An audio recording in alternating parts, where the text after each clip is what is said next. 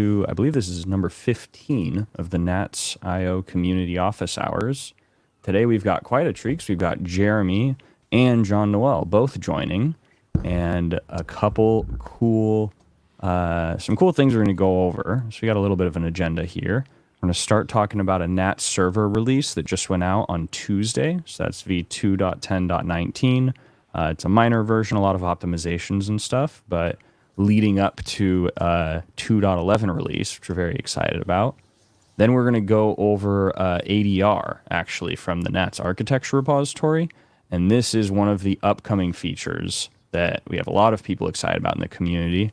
And I'm very excited. We got John Noel here to talk about it a bit, but that's the per message TTL. So we'll be reading through that and discussing that upcoming feature a bit. And then, as always, we'll have some Q&A, and that can be interspersed. So please, if you're in the audience, if you have any questions, if you have any clarifications, we'll be keeping an eye on chat and bringing some of those questions forward into the discussion.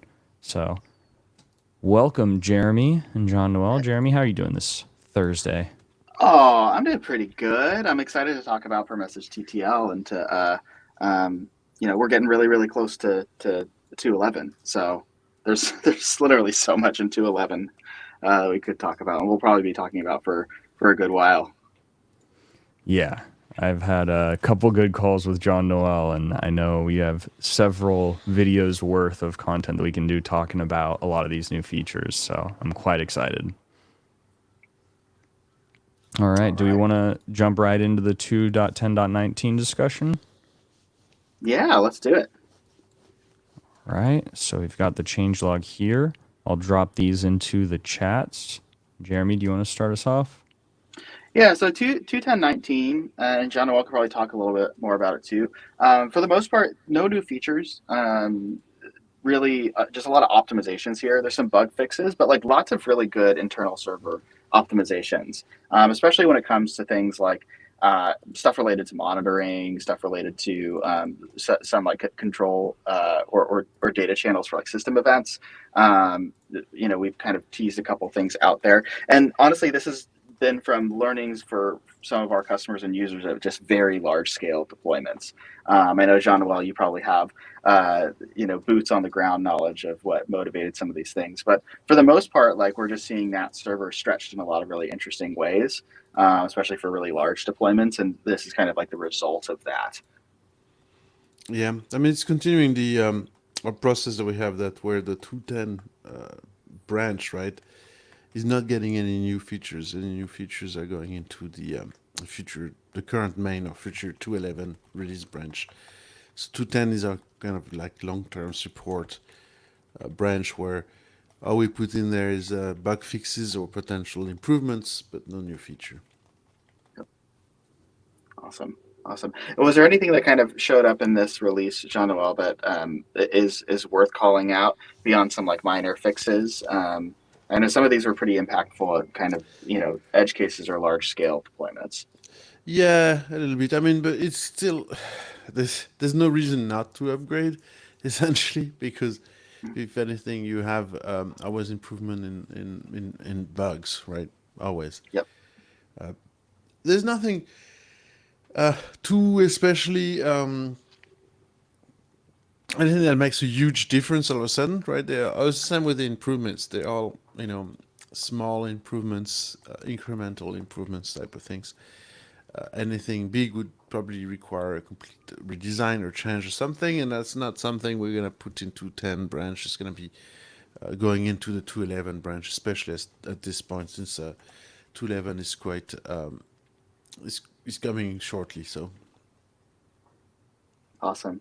Do we have any kind of ballpark ideas of when 2.11 is going to be coming? I think my bet is sometime in October. Okay. Nice. Maybe it'll come in September, end of September, but knowing software, many years of experience here, I would guess realistically, October, but maybe end of September, like a month from now, basically a month from now. About a month. Now, one thing I'm curious about as well, so we have in the 2.10 release notes, we've got this 2.10 upgrade guide. I'm curious, do you see a lot of backwards compatibility issues for the 2.11 upgrade? Do you think that's going to be heavier or lighter than the 2.9 to 2.10? I mean, in terms of compatibility, we thrive to not break backwards compatibility ever, right? So first of all, there will be no problem of any even old client libraries uh, Mm, connecting to 211 server. No issue whatsoever, right? A lot of some of the features are there no matter what, but a lot of the new features will only be exercised if you have a new version of the client library that exposes those features. Um, but existing versions just will continue to work just fine nice. without any without even knowing or noticing that they're running a 211 server. They don't really know exactly. Um, so now, no problems with the uh, how to say the backwards compatibility going from 210 to 211. Again, all the bugs, all the improvements, all those things that you see here, they come essentially with from 211, right? Mm, Those if you look at the PRs, right, the commits were typically always part of a PR on 211, and then what we do is we cherry pick the oh, fixes and improvements into the 210 branches to create the new release. So in my personal opinion, there would be no risk really moving to 211 as soon as it comes out. Um, if you're using the new features, yeah, maybe there's still like as people start using it in weird and unexpected ways or whatever, that's when some bugs will or may bubble up a bit.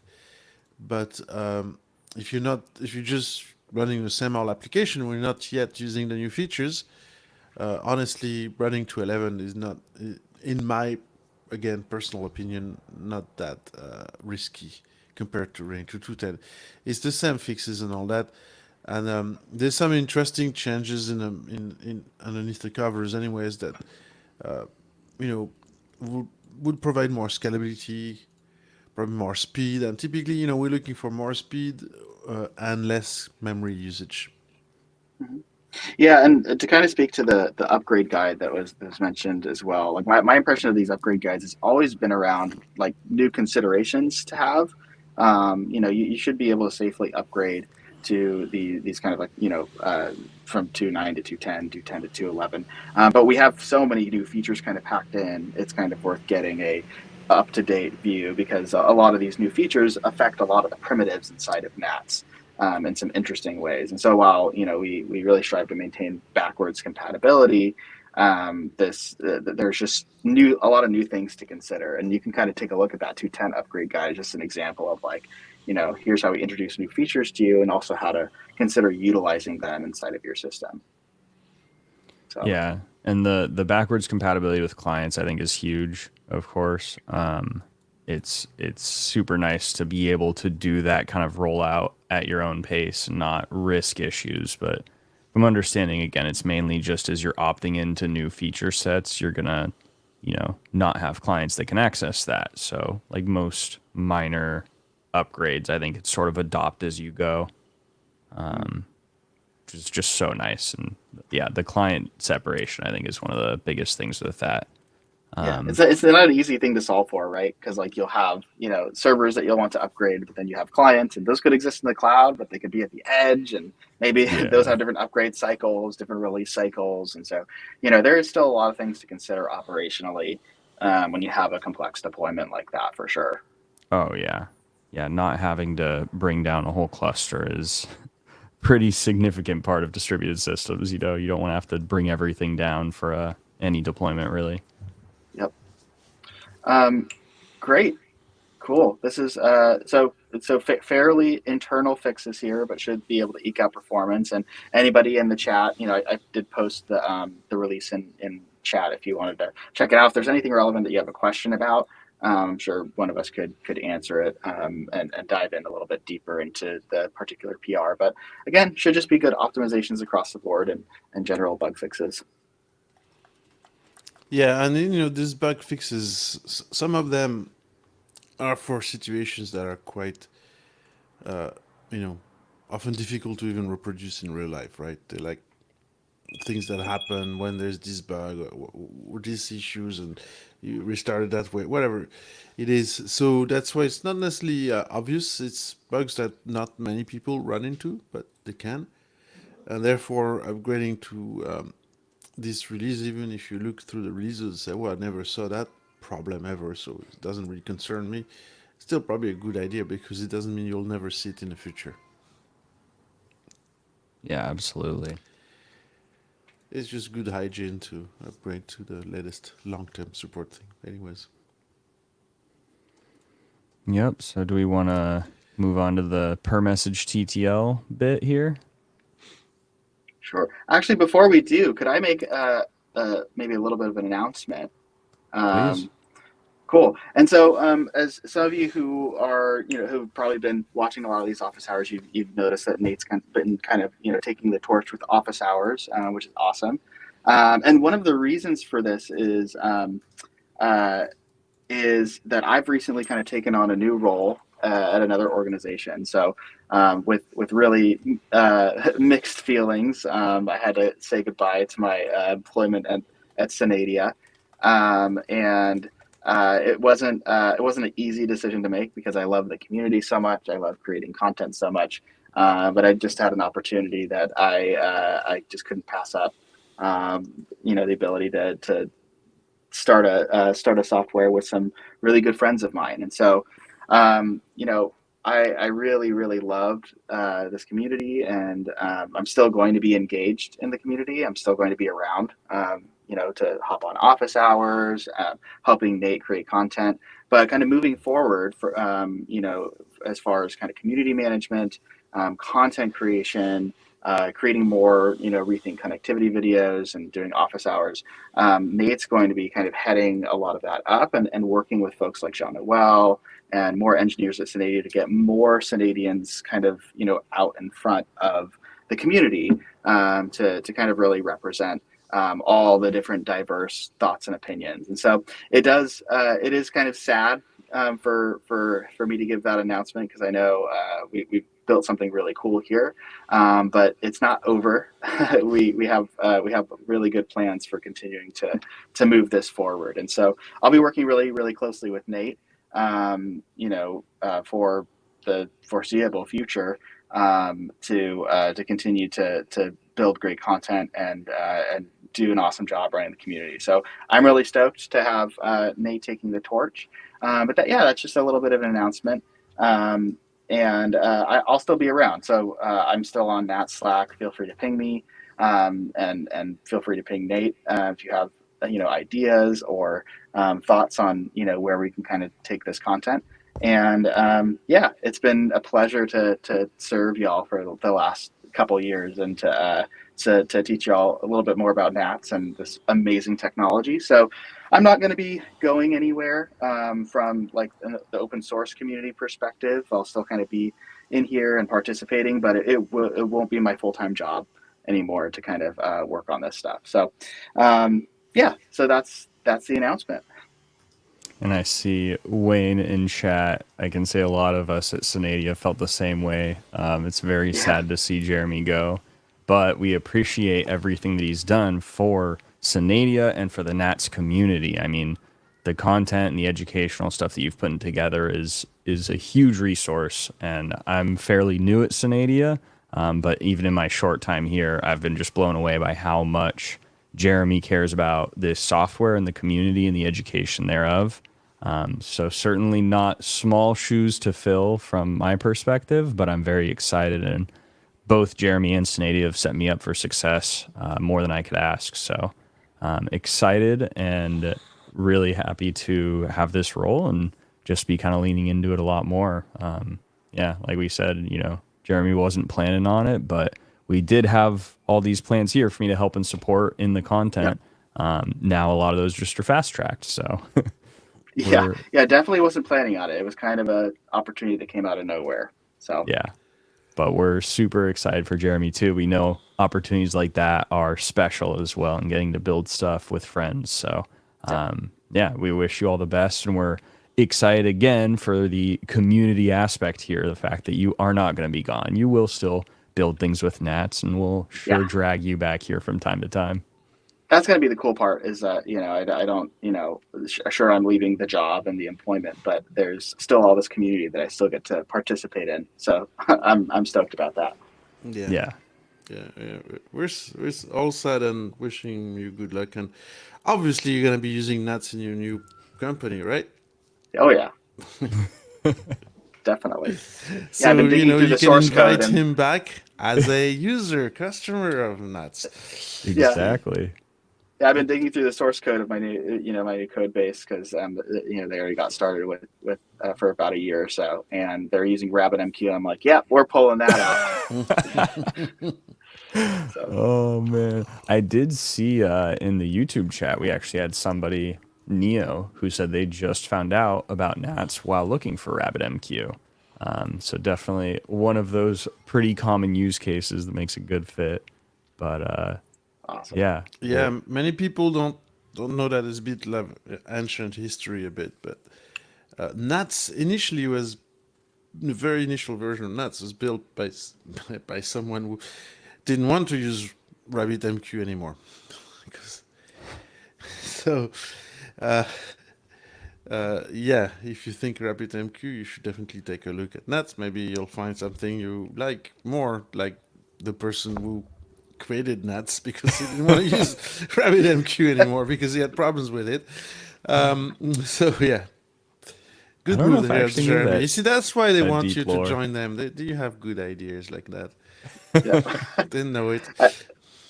I love what Maurice said in the chat, which is Jeremy will be only one leaf node away, but still connected. Yeah, yeah, exactly. Sweet. Yeah, Yes. I've stepped down from the main cluster, and now I'm a leaf node connection.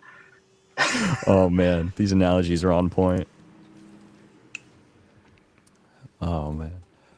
Well, if we want to move on to the per message stuff, this has been, yeah, again, Jeremy, your mark will not be long forgotten here at Synadia, and it's going to continue as well, because as we mentioned, Jeremy will still be around and also helping me out quite a bit. Because, yeah, our primary goal is to continue putting out high quality educational content, as we've come to know from Jeremy and the Synadia Communications YouTube channel. So that's going to be the top goal moving forward. And yeah, this feature I think is really cool because John Noel had talked with me about this a bit with the upcoming 2.11 release. And then I saw this week a message in the Slack where somebody was asking about per key TTL coming from a Redis use case. And I thought it was quite timely, considering this is landing, as John Noel was just saying, within the next month, likely, right? So by October, we're probably going to expect Yes. to see this 2.11 release. And probably even before that, some release candidates. So if folks are There's getting to play with already, these. yeah, you can already play with not well, not Not this message, feature. not this particular feature, but there's quite a few. I mean, most of the other stuff is there Yep. already in the preview. We're preview 2, I believe, right now already. So it's been, Yeah, we're in preview too. So I think yeah. we're probably due soon for. I know this is still an implementation phase, but like we're probably due soon for another release candidate or preview. Um, That so will add some features that are been working on are now being polished and finished. yep. The TTL is still in progress, but it comes down to the very simple fact that a lot of people are are used to using caches, right? And in a cache, right, you have eviction policies, right, and one of them being the least recently used, right, where you want to essentially treat each key or each message, each value with it, right, to be able to have its own time to leave rather than as it is right now, where you define a time to leave for the whole bucket, all the keys, right? And as always, people are trying to use this to say, I'm only gonna store in here what I'm using the most, right? And that means that you want to potentially adjust some messages to have longer TTL than others. So now what you'll be able to do is in the stream definition, you can scroll at the bottom of that page there. It says you can allow the or not the per message TTL. It's just scroll down a little bit Yeah, it's towards the bottom. towards the end. Oh, here we There go. it is. Yeah, There you there go, it is. stream config. So whether you enable it or not, right? And then you'll be able to, in a header, when you publish the message, specify the TTL that you want that message to have. So Is that's that right here? back at the top, yeah. That's the different. That's the headers that you get once it's in there and was limited. But if you go, actually, it doesn't there. But Yeah, it's right under the header per of message TTL. TTL there, right? Just NATS we'll- TTL. Right. Yep. You can see here. So you can put a header called NATS TTL. You give it, let's say, 10 seconds. After 10 seconds, it should become deleted because of expiry the TTL, right? And then yeah, you would have. So if you have the limit tombstone there, right? So when in the KV situation, right, when a message gets deleted, it's not exactly like a stream where the message just gets deleted. The KV actually puts a message there, like some sort of a tombstone message, right? That says it's a placeholder saying there's a deleted message here, right? Something was deleted here, and then with this as well, if there is a limit, right? So when the max age, i.e. the TTL, is reached on a message, the message, the delete marker message that is there in its place, will have two headers in it. One specifying, which limit was hit that caused it to delete, and the TTL that it had, which you can see here. So, Yeah, so- right now so there's we only get a lot max of age, right? information. Yeah, you get a lot of information. Some of it is for future use. The limits applied right now is just going to be max age, right? But it could be other types of limits later, right? Yep. So it's a little bit complicated there because of the fact that most people don't realize there's tombstones in the KV, right? When you delete message until you start, using it, and then you start seeing, oh, it says deleted here when you do a get, right? Yep. But it's by design, and now you know that it was deleted because of TTL, not Right. because you explicitly deleted it. Yeah, this is really cool for tooling and also just monitoring purposes. And I'm assuming like probably the primary use case for all these per key TTLs are going to be around caches. But the one thing that I'm actually really excited to use it for is, I've kind of demonstrated in videos and even on stream some designs around, like election systems and lock lease systems using KVs, and this just makes it even better. Where you can have a single KV that's hosting, multiple potential locks, with the added kind of benefit of, if your clients are connecting directly to that KV, that want to create that lease, they can make the choice around the lease's TTL themselves. Right. And so, there's some really interesting dynamics there, and you could build some really interesting systems with it. Yes, correct. Yeah, as you said, I can think of a few little potential use case weird ones if you want. Though most people are asking this for caching. Yeah, This that is makes really sense cool. for cache expiry. But I'm sure they have lots of other or variations of that use case because of the sheer volume of people asking for this feature. It really is something that if you hang on a Slack, it comes up quite regularly. People asking, "Oh, can I set a per message TTL, per message TTL?" And indeed, if anything, that may be a sign. What we're seeing ourselves is more and more people, believe it or not, moving from Redis to Jetstream KV. And I Yeah. think because of this, they realized, oh, it was using. So as you may or may not know, Redis obviously is a key value store. So that put, get, delete, the same operations that we have in our KV, right? But it has some extensions to that, right? One of them being per message TTL. There's others being, for example, in place increment and things like that, which, by the way, we also plan on doing, but not part of 2.11. It'll be beyond that. And so that of all those features that you have in Redis that we don't have yet in KV, per message TTL was the one that was the most often requested. But as I said, it's a sign that people are, considering rather than have Redis plus a messaging system like RabbitMQ, right? Plus maybe a streaming system like maybe Kafka, right? Plus some kind of object store, right? Well, maybe if I use NATS and Jetstream, I don't have to have all these different systems to manage and not just manage, but integrate, right?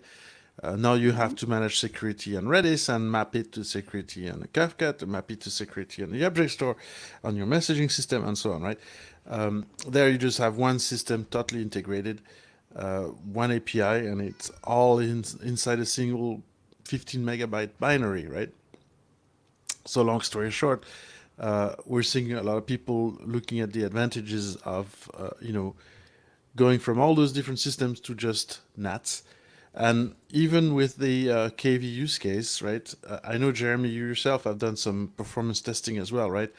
Yeah. In terms of performance, people are realizing that we basically as fast as Redis. There's some cases, for example, for writes, we're maybe actually a little bit faster. Yep. For get operations, honestly, the difference is in a 10, 20, 30 microsecond kind of range from Yep. my personal experience, depending, again, if you're using disk storage or memory storage.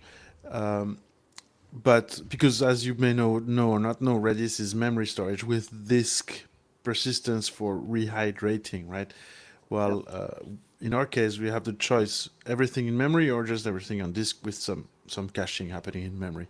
Yeah, and my test as as you increase throughput, NATS KV starts to edge out a bit more Yes.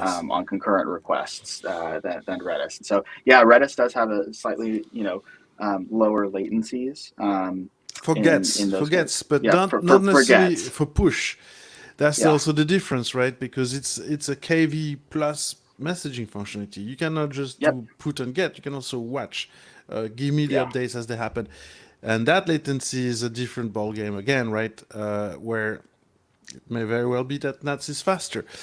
So long yep, story short, we are seeing more and more people either picking KV Jetstream on over Redis, or in some cases, believe it or not, we have a very, very, very well-known company where they were using as part of their, building their service to just, expose to customers on the internet, yep, where latency is quite important to them, and scalability. And long story short, they they were reaching the limits of scalability and what they could do with Redis, and they moved to replace that with the KV, or actually just streams directly in their case, but essentially that's Jetstream instead. yeah. I'm So curious about that use case, Jean-Noel. I think I know which one that you're talking about. Obviously, we can't share publicly, but you know, I know kind of one of the things that was important for them was latency and the fact that you could distribute and replicate these KV stores was also kind of an important thing. Like what kind of things were they running into with Redis in terms of replication and just availability and closeness? I think it was mostly because I'm gonna give it kind of high level description Yeah. because I cannot obviously get. But basically, you have a service. People come from wherever they are on the internet, submit work requests for you. It goes into queues, right, and gets processed by servers and whatnot on the cloud, and they could be servers in one cloud providers and other servers in another cloud provider, right? And then crunch numbers, whatnot, send back some result. And every time it was going through Redis, the request we put in Redis, then someone will pick it up from there, do some processing. You have all the backend, and it goes back to Redis, and it goes back to the backend of the front end, right, for sending back the result and things like that. And this is something where I said, people submit results and process or work essentially and want to get the reply as quickly as possible, and down to they count the milliseconds, right? So latency was just key, and they literally were 2 weeks away from going live over announcing it at their conference live on the internet for that service, right? And they had built it initially using Redis to put things in there. And this told us they run into scalability problem. They didn't share so much more about the details, specifically of that. And they, on their own, had tried Jetstream and found it to be better and or more promising.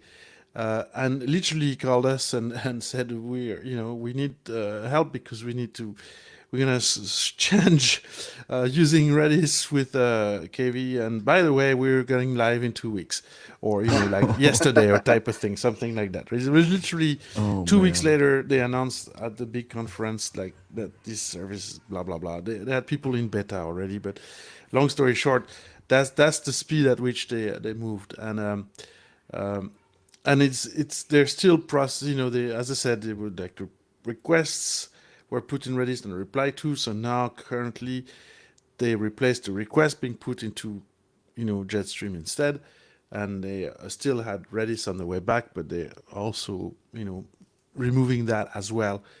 So there's no more Redis being used in or out in this case, and they have some and this goes along to like at least one of the new features that's going to be in 2.11 that was driven by their use case and what they wanted to do. But suffice to say is that imagine that you have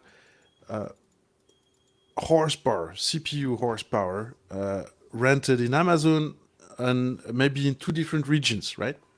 And you do that because you have customers, they're all over the place. Latency is key, right? So obviously one of the best way to provide lower latency is to say, have some kind of geo load balancing, let's say using some kind of DNS or something like that. So your HTTP requests from your clients get connected and directed and serviced to East Coast or West Coast AWS regions, depending on where they are located, right? But now what happens is that they provision and have that capacity in both places, but maybe sometimes people on the West Coast are submitting more work and people on the East Coast are not submitting enough work.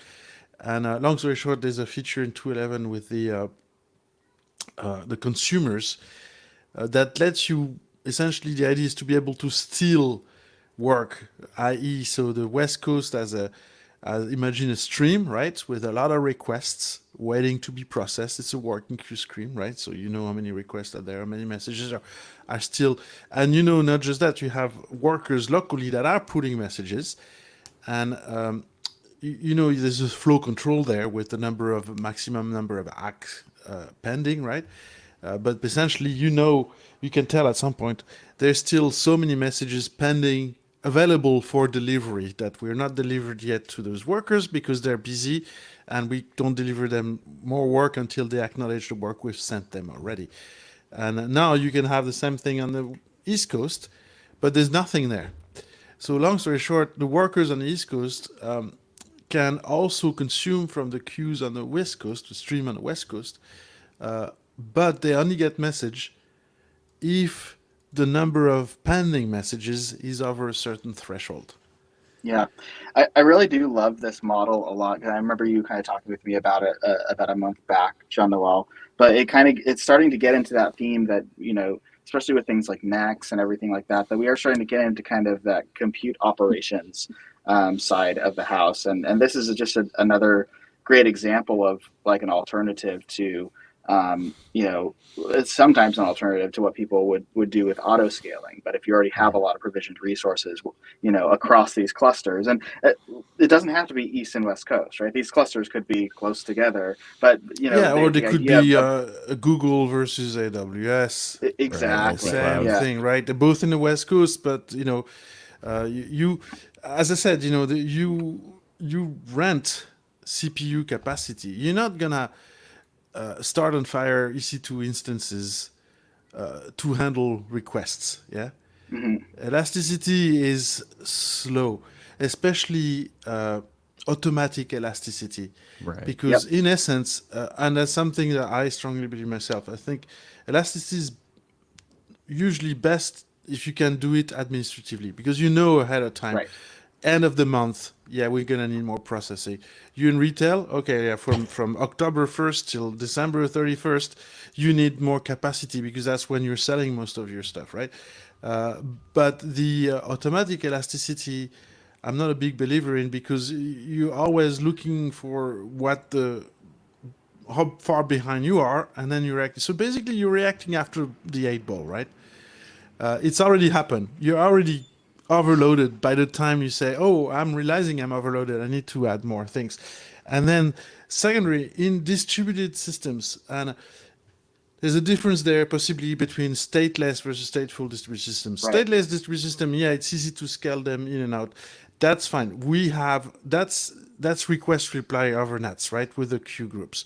You can start new processes to process requests anytime, stop them, no worries. But here, if you want to scale the infrastructure, i.e., the servers, the NATS servers themselves, so not the pods, which are, by the way, typically stateless. So yes, the hmm pods, you can scale them automatically all day long, no worries about that. But something that's stateless, that's distributed. Every time you scale it up and down, you're incurring a lot of potentially a lot of data right. being transmitted over the network to redistribute things.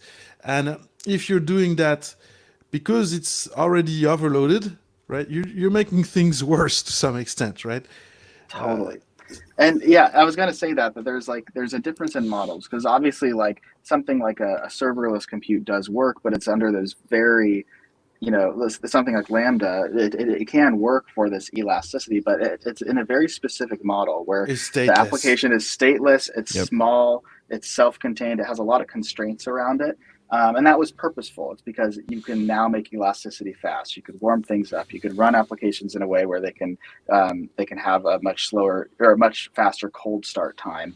But if you're just running plain old applications, even if the application is not strictly a database, there's still probably some sort of state that's going to cause some problems by pulling those up and down a bunch of times. And specifically, like you said, in distributed systems, if you're using consensus algorithms, many while there are affordances in a lot of these consensus algorithms for membership and joining, too much churn in that space still causes a lot of problems in practice with these algorithms. And so, there's not really a lot of great consensus algorithms that account for this, like, we're going to just have membership change all of the time, because the whole point about a lot of these consensus algorithms is many of them, do have leaders. And so to elect a leader, to, chatter about that is, it's still a, relative to many other things, that it can be an expensive process when done all the time. And so it's a good thing, and we recommend when people ask us, "Oh, how should we auto scale our NATS clusters that are on Jet3?" We typically tell people, you know what? It's easier to find out what you need and to provision that, and to go with a static deployment, especially for this. And it's the same way you would think about it if you were, you know, um, having a database and having database replicas. You wouldn't think about, auto scaling all of your Postgres servers. You would be thinking about it a very different way. And so yeah, there's a lot of interesting stuff there. And I think, people got a little auto scale crazy with the cloud and elasticity, and it was definitely sold by cloud providers to sell more compute. But for the most part, a lot of businesses do operate under fairly static conditions, fairly seasonal, traffic times, to the point where unless you want to go, all in on something like serverless, which is a very constrained model to be able to pull that off, you should really think about deploying things, and managing things statically and scaling administratively, like John Noel's mentioning. For your stateful infrastructure. Yes, for your stateful infrastructure. But your pods, stateless pods, Yep. Go ahead all day long, anytime. Yeah. The only thing I would even warn about that, though, is plenty of applications that, are stateless.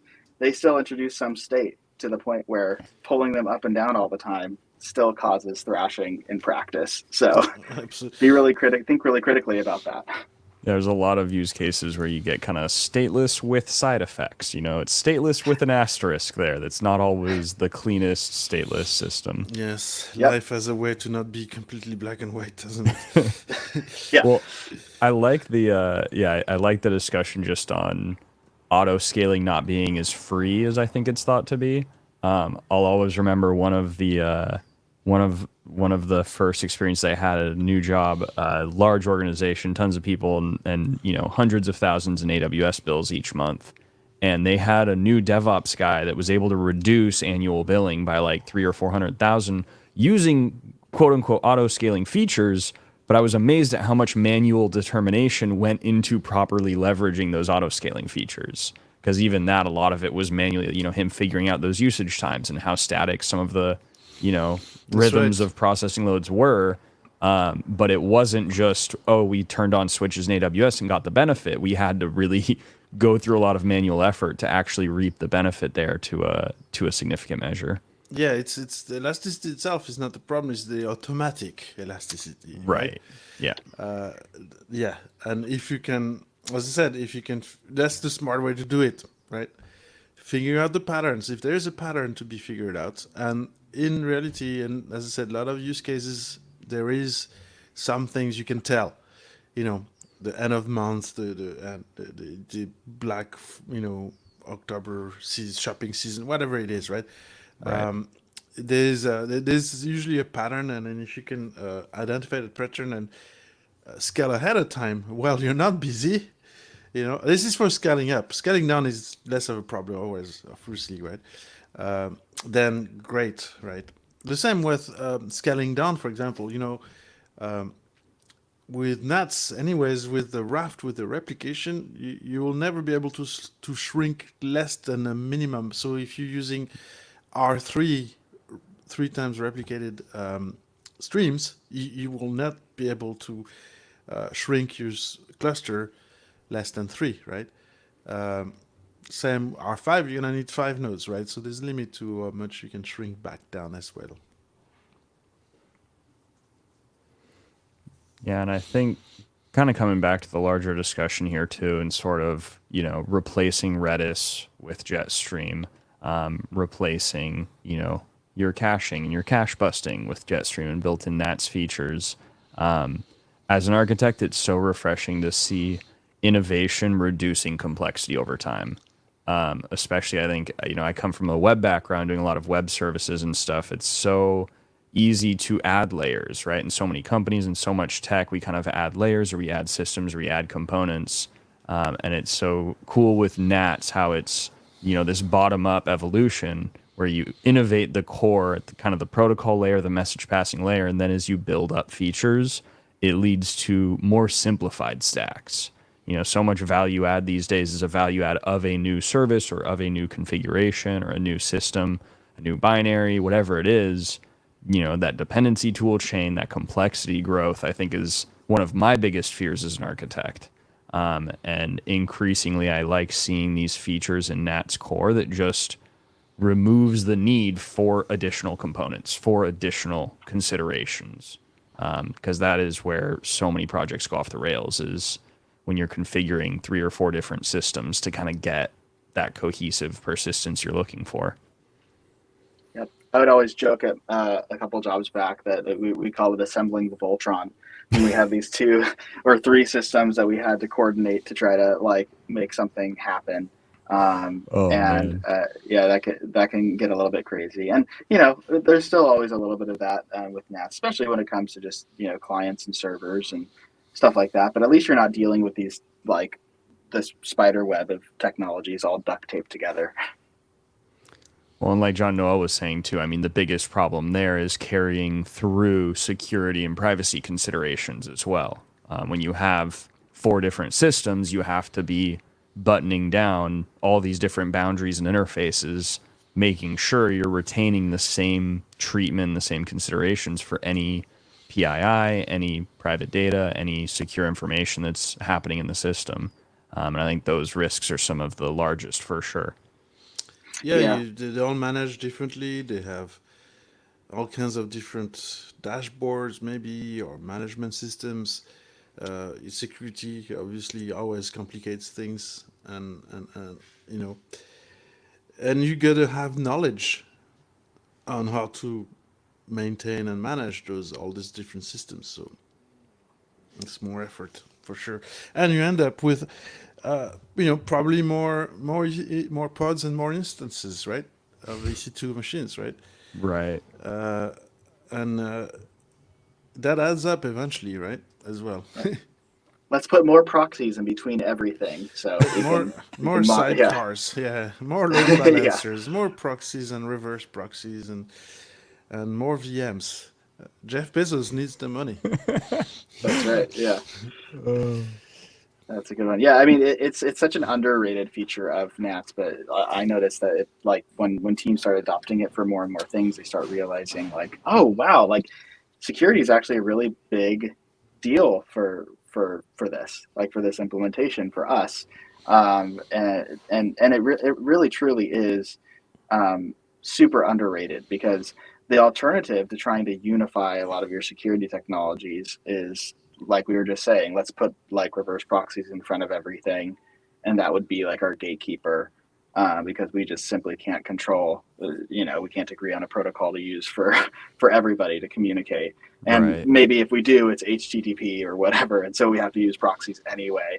When you use something like NATS, there's like, you have the ability to monitor, to audit, but you also have the ability to just have a very simple way of locking all communication points down, which I think is just really, really brilliant. It is a really great value prop for folks who are willing to get more and more of their organization into NATS, as it just radically simplifies that security layer.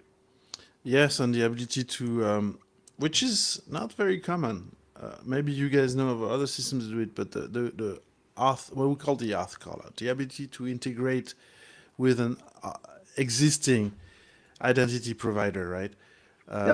That's really, really key, because this security integration, if everyone does, every product you use this security little bit differently, that's already a problem. And then your security people, they do security, they have already all their system they've built, etc., and they want you to use it, obviously, right? And now you not only need to integrate all those together, but you need to all of them also integrate with that system somehow, right? The Auth callout is really great in that aspect, where you can now have your application come and authenticate using whatever token, whatever you want, that you already have in place in your LDAP or whatever it is, right? And it's really NATS, being subservient to that existing security framework that you have, rather than, oh, you have to adapt it, or maybe you say, oh yeah, you'd have to say, oh, NATS should be able to also store credentials in LDAP or this in a database. There's no end to it, right? Instead, using the Auth callout is a very nice way to, integrate with any Auth system you can have. So that's also, I think, like, for example, I don't know that RabbitMQ or Redis or Kafka have a similar feature. No, To my no. I mean, the knowledge. only thing I could think of is like an API gateway has a little bit of JWT like stuff that it does, but that's not nearly as comprehensive to a full on call out thing. You could have a service that basically does whatever. It can Yeah. validate a jot that you hand it, or it could just literally call. You could give it a username and password, and it can call up to some bespoke authentication system you've created. Yeah. The sky's really the limit there. And I think that's really cool. It's a really neat pattern, and I'm curious to find other opportunities where the call out pattern would work well for NATS. Yeah, that bring your own SSO is just so core for many situations, companies, back-end systems. It's just, oh yeah, just use what you want, Yep. Yeah, you can use it from an enterprise setting where, maybe you're using, like LDAP or Active Directory or whatever. Or and I linked this in the chat. I did a video where I basically used like Google SSO on the front end for NATS as a means to auth callout. And you can do that. It's just, That's just super cool. Super cool that it's possible. And I like what Jean-Noel is kind of getting at too, and NATS sort of not forcing you to use more or less of it too. I think there's so many systems where the happy path is so clearly set up to opt into a certain set of things, or to even just, default configurations kind of masquerading as best practices too, where it's kind of like, well, you really should use this configuration, or this is kind of the optimal way to use the system. And it's so nice to be able with NATS to kind of just configure it exactly how you need, and here are the things you can opt into and how much power that gives you, but also you're not incented to opt into those things. It's not like you're really going to be missing out on core features, or you're going to have any detriment to your performance or your architecture. It's just about what you need for your use case. Yep. Yeah, very good point about the not losing any features. That's one good thing about the Auth callout, right?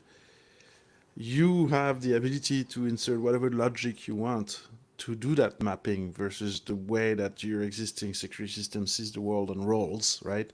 How does that map to NATS, for example, subjects, which subjects are being used and all that, right?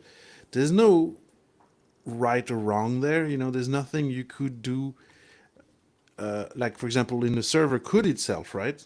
You'd have to make assumptions and do something opinionated, right? There's no way to be opinionated to something that depends purely on your design, which itself is derived from your business logic and your use case, how you use subject-based addressing, for example. There's no single way to do that. Everyone uses them slightly differently, right? Use slightly different subjects. So rather than try to have something that's opinionated and okay, this should have this, and it's gonna map this way, that way, and then you have to end up adding endless amount of possible manipulations or customizations, something like that. Just here is a callback. Basically, that's what the auth callout is you have a callback to implement. It gets you whatever the client passed. That's your thing, right? You validate it however you want, and then you get whatever information you want from whatever system you have, and you decide how you map that to a NATS claim, right? Yep. Could very well be there's no way publish subscribe on any subject. It's just a question of saying, I'm giving you a access for 4 hours or 4 days, right? Yep. We actually had a really good question in YouTube asking how the auth callout works with something like NSC, and that's something I didn't cover in my previous video. I kind of just used the configuration based auth for auth callout. So I imagine that might be a nice follow-up video, Nate, is to show people, because we actually do also have support to use decentralized auth and either NSC or Synadia, Synadia Cloud, to be able to do the whole decentralized auth and still use auth callout. And so I just linked this in the chat. And Nate, if you want to pull it up and share your screen, or actually, I could probably share my screen, right? Let's see. I'm writing that down. Yeah, right now, there's no end to how many times you can explain this, because it is a little bit complicated. I mean, yes, it's bloody security. I've never met security that's simple.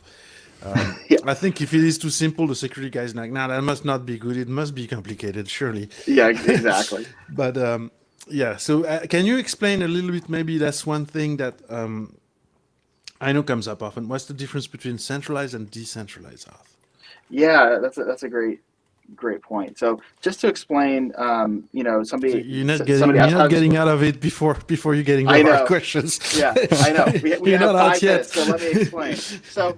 So if you were to think about like centralized auth, this is kind of our default easy auth, and really you get to put you have still have a lot of options for how people can authenticate. And when I say auth and decentralized or centralized auth, I mean both authentication and authorization.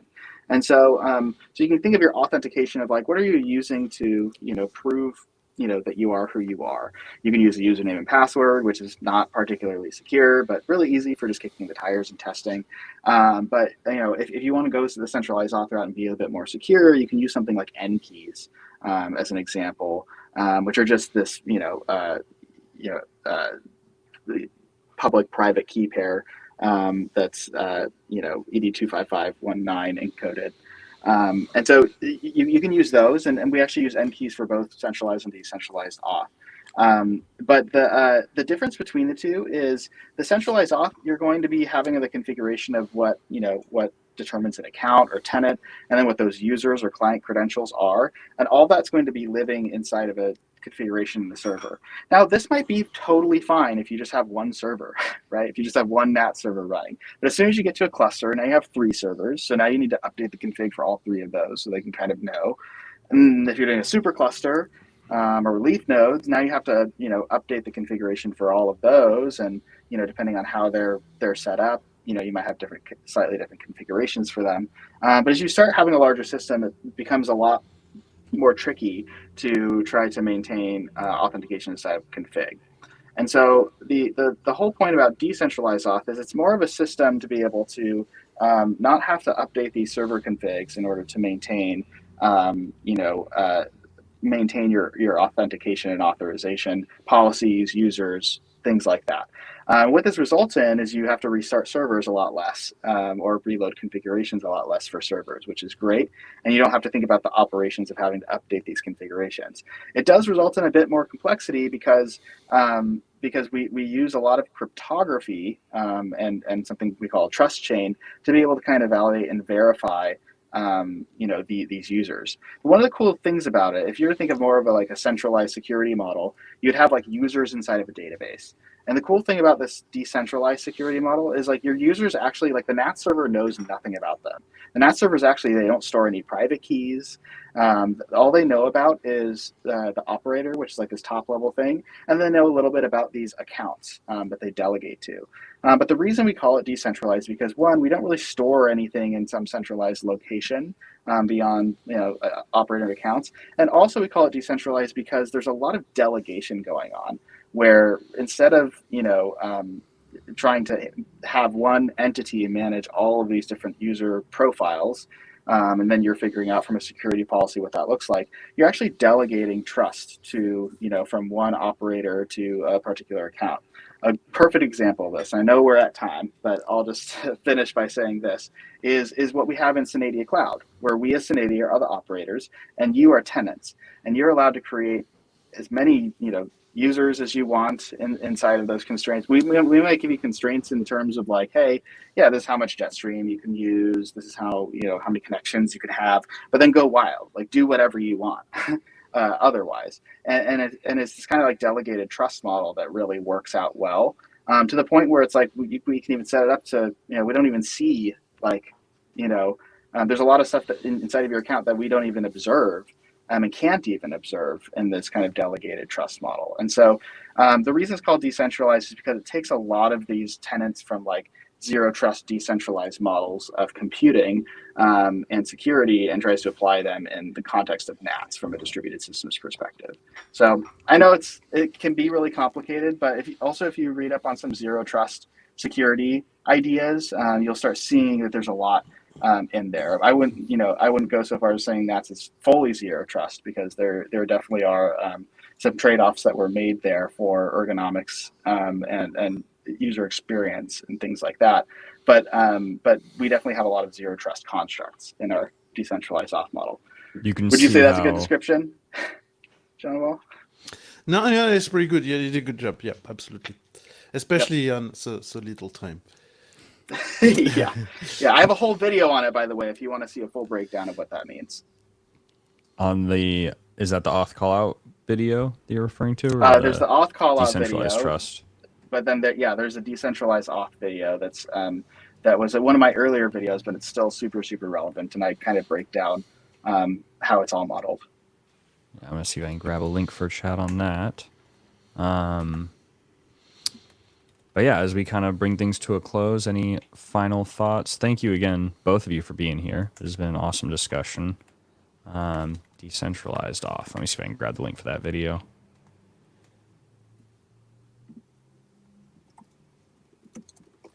And BZ, the same person who kind of asked on YouTube about NSE, says the best part about NSE is being able to give permissions on signing keys. I agree. The whole signing key system is really awesome. Worst part about NSE is the damn command line. And I agree with that too. That's why you should check out Synadia Cloud. We actually just have a new offering for Synadia Cloud where you can connect your own system to it. And you can actually use Synadia Cloud to manage all of those things, your signing keys, your decentralized auth model. So it's actually like using those decentralized constructs. You still get a lot of zero trust constructs, but you now have a central place to manage it. And it makes it a lot more ergonomic. And that's the great thing about these decentralized models is you don't have to do full decentralized, but you can use a lot of these primitives to create a centralized system with a lot of flexibility and a lot of like things that you can tweak, turn on and off to opt into more zero trust constructs. So Yeah. Besides NSC, we have also the libraries that NSC itself is using. So you can, create your own version of something that generates programmatically keys, right? We have that library in Go, JavaScript, Java, JavaScript, TypeScript, Java, and I think .NET, I believe, and I think we have Rust some as new well. .NET stuff. Yeah. Yep. But, in the end, the Synadia control plane is by far the easiest way to do it because there's a UI. It's security. There's a bunch of settings, and there's 99 ways where the setting is wrong and one way where setting is right, and then that works, right? And having a UI is much easier that way because you just fill in the blanks rather than that to figure, I need that property and it needs to be this value, I need that property, and then you try, it doesn't work, why? Well, I'm missing this property, and so on. Actually, very easy. And also, it exposes itself a REST API. So if you're more familiar with that, you can use the REST API against the control plane to generate and manage your users programmatically this way. And there's a lot of features, that's why NSC is complicated, and there's a lot of flags, there's a lot of options because it can do a lot of things. And again, it's security, so it's, you have to be precise, specify everything just right, etc., etc. Yeah, and CLI APIs for stuff like that are always a little bit onerous. I feel like any CLIs where you're doing a ton of config, it's not the easiest CLI to use. They're not the easiest to use, exactly, yeah. Awesome. Well, I do have to jump to hop on another meeting, but it was great to see y'all. And I'm sure I'll be on more of these in the future. But Nate, I know you got it, and this is going to be super, super fun to get you up to speed and putting out some really great content for the community. So thank you. And thanks to everybody in the community who kind of supported me, watched the videos, and helped grow this. I'm gonna miss doing this full time, but I'm excited that I still have the opportunity to hang out and have fun in the community. So thanks, everybody. Yeah, take it easy. Have a good one, Jeremy. Goodbye. Bye. And thanks, Jeremy. Yeah, and thank you again for being here. Thank you, everyone in chat. And like Jeremy was referring to as well, we got some great comments and some great conversation going on in chat, in particular, what you'd be looking for from upcoming videos. And that's something that I'd like to explicitly request. Please do reach out. I am in the NATS community Slack. So please feel free to shoot me a message. You can also email me, Nate@Synadia. But yeah, we're going to be looking forward to more feedback. And of course, you can always comment on these YouTube videos, on these streams, and we'll be going through that feedback as well. But yeah, just looking forward to putting out more educational content, diving into some of these topics, hitting some of that depth that we may not have gone into in the channel so far. So thank you again to Andreas in chat for that thought on decentralized auth for leaf nodes with account separation and Jetstream domains. I think there's a lot of opportunity we have moving forward to kind of go deeper on some of these topics, and especially some of these particular use cases and sort of needs that you're going to have as you're building out these systems, whether that's scaling, whether that's more flexibility with your auth, utilizing things like callout. There's a lot of value that we can bring, I think. So please keep the recommendations and the feedback coming. And other than that, any final thoughts? All right. I will be back here next week, same time, same place. Thank you again for being here. We'll see you next week. Bye, guys.